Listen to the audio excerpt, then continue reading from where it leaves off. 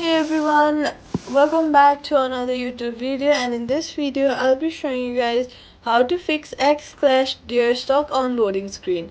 If the game won't load, try these quick steps.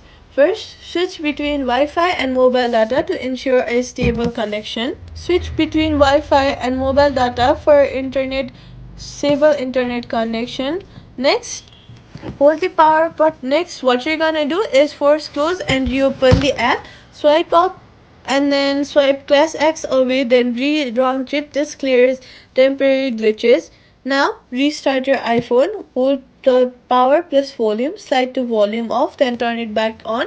Refresh system's resources and go ahead and open your app store, search for Xclash, and then update the Xpress or delete and reinstall your account. Progress is safe if linked to Apple ID or Google ID or email.